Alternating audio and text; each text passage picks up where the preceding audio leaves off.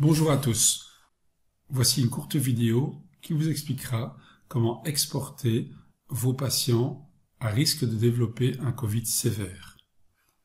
Cliquez sur la liste des patients et là, choisissez les patients à risque de Covid-19 sévère.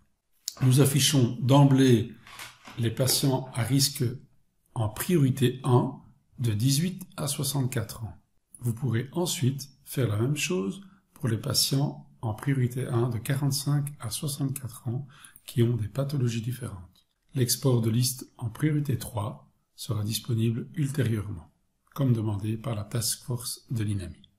Une fois que tous ces patients ont été retrouvés, sélectionnez l'ensemble de la colonne, éventuellement désélectionnez certains patients que vous ne voulez pas envoyer, et ensuite cliquez sur « Envoyer la liste ». Après quelques secondes, un message de réussite d'envoi sera affiché. Vous pourrez également, si vous ne désirez pas envoyer cette liste à la Task Force de l'INAMI, envoyer cette liste au format Excel à un médecin responsable du poste de garde. Procédez de la même façon. Une fois que la liste est affichée, sélectionnez la totalité de la liste et désélectionnez éventuellement des patients que vous ne voulez pas envoyer et cliquez ensuite sur le bouton Export et puis sur l'export au format Excel. Une liste sera générée qui va se placer dans vos téléchargements.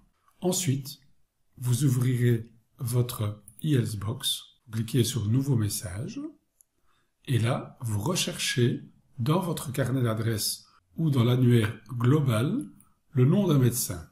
Par exemple, je décide de l'envoyer au docteur Pierre-Yves Devresse.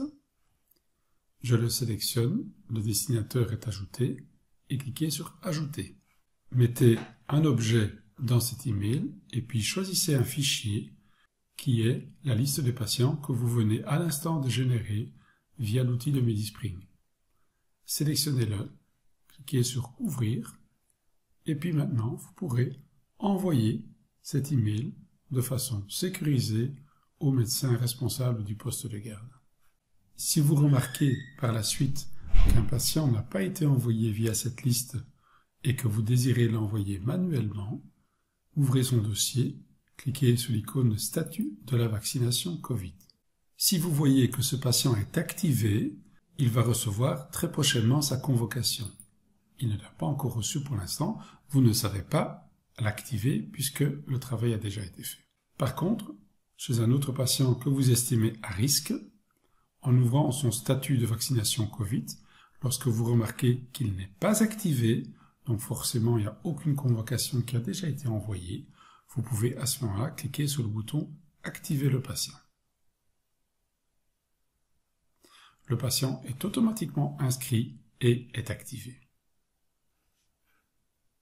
Vous pouvez également, chez un patient qui a eu un gros effet secondaire lors d'une première dose de vaccination et refuse de faire la deuxième dose qui doit avoir lieu dans quelques jours, vous pouvez décider que le patient refuse la vaccination en cliquant sur cette icône.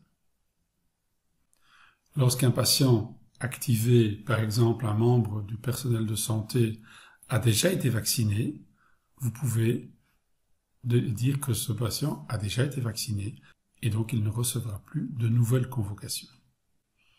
Vous pouvez également, grâce à cet outil, vérifier la date à laquelle la convocation de votre patient a été envoyée par lettre par exemple et voir la rapidité avec laquelle votre patient a pris son rendez-vous.